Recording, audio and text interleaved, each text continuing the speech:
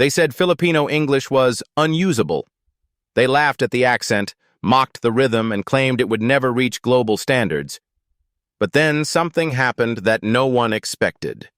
The world's top university, a place that shapes presidents, Nobel Prize winners, and world-changing innovators, chose Filipino English first. And suddenly, the world had to ask, were we wrong about Filipino English all along? Imagine this. A country once told its English wasn't good enough suddenly becomes the center of global attention. Why? Because what many people dismissed turned out to be one of the clearest, most neutral, most understandable English accents on earth. And major institutions finally noticed. But let's rewind the story, because this transformation didn't happen overnight. For decades, Filipinos were told their English sounded strange. Students were corrected for every slip. Call center trainees practiced for hours trying to imitate an American accent. Many were told they had to erase the Filipino sound from their voice if they wanted to succeed. Yet at the same time, something unusual was happening quietly, behind the scenes. The world was listening, even if it didn't admit it yet. International companies discovered that Filipino English was incredibly easy to understand. Airlines preferred Filipino crews because passengers from different countries could understand them clearly. Global businesses outsourced customer service to the Philippines not because it was cheap, but because the Filipino accent prevented miscommunication better than almost any other accent. Think about that for a moment. An accent the world once mocked became the very thing that kept billion-dollar companies running smoothly. Then the turning point came.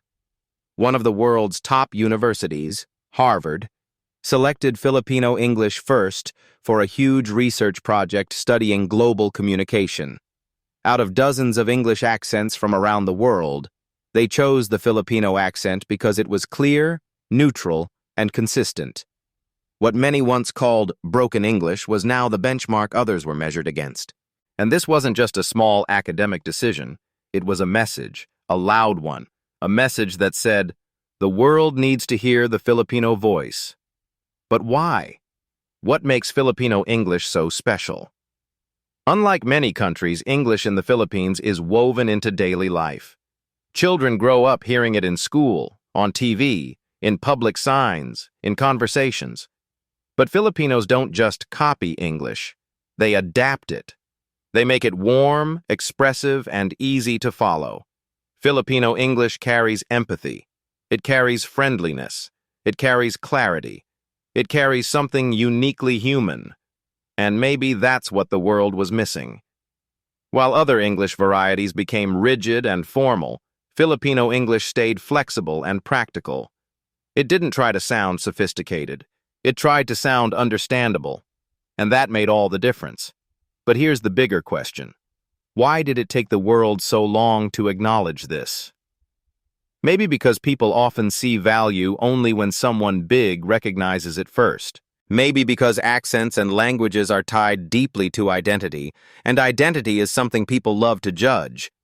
Or maybe the world simply underestimated Filipinos again, until it couldn't anymore. Now the world is starting to ask, if Filipino English is so effective, what other Filipino qualities are the world overlooking? And let me ask you, why do you think people were so quick to dismiss Filipino English in the first place? Drop your thoughts in the comment section. But the story gets even more interesting. The rise of Filipino English is also the rise of Filipino confidence. Because suddenly, teachers, call center agents, nurses, seafarers, engineers, and content creators realized something powerful. There was never anything wrong with the way they spoke. What people once treated as a weakness turned out to be a huge global advantage. Think of all the times someone corrected your accent. Think of all the times someone said you sounded funny. Think of all the times you doubted yourself before speaking English out loud. Now imagine learning that the world's top linguistic researchers actually prefer your accent over others. How would that make you feel? And here's another thought-provoking question for you. Do you think Filipino English should stay neutral, Or should Filipinos embrace more of the natural Filipino sound in their English? Tell me your answer in the comments. I'd love to know how you see it. Before we continue, if you're enjoying this documentary and want more amazing content like this, make sure to like, subscribe, and share this video. It really helps the channel and allows us to create more stories that celebrate incredible truths the world needs to hear. Now, let's go deeper. Harvard's choice wasn't just about accent. It was about communication efficiency. They found that Filipino English has a natural rhythm that makes listening easier, a clear pronunciation that reduces misunderstanding, a friendly tone that builds trust, a neutrality that works for global communication. This combination is extremely rare.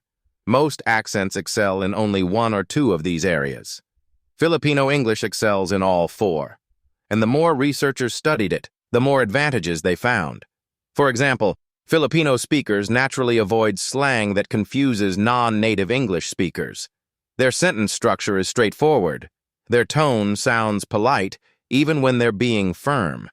And their vocabulary adapts depending on who they're talking to. It's like Filipino English was designed for the world without anyone realizing it. So here's a question worth thinking about. What other languages or accents might the world be overlooking right now, just like they once overlooked Filipino English? Leave your thoughts in the comments below. The most beautiful part of this story is what it means for the next generation. Filipino children growing up today won't have to feel embarrassed about their English. They won't have to hide their accent or imitate another country just to sound acceptable. They will grow up knowing the world already recognizes the value of the way they speak. That kind of confidence can change a nation. Imagine students raising their hands without hesitation. Imagine professionals speaking up more boldly in meetings. Imagine Filipinos in every field knowing that their voice matters, literally and figuratively. The world didn't just validate Filipino English, it validated Filipino identity. And now, we are left with one final, powerful question. If something as simple as the Filipino accent can surprise the world, what else can Filipinos achieve when they stop doubting themselves? Let me know your answer in the comments. I want to hear your voice, because this conversation is bigger than one documentary. It's a movement. And if this story made you think, inspired you, or opened your eyes to something new, don't forget to like, subscribe, and share. More incredible stories are on the way, and I want you to be part of every moment. Because sometimes the world needs a reminder. Underestimate Filipinos at your own risk.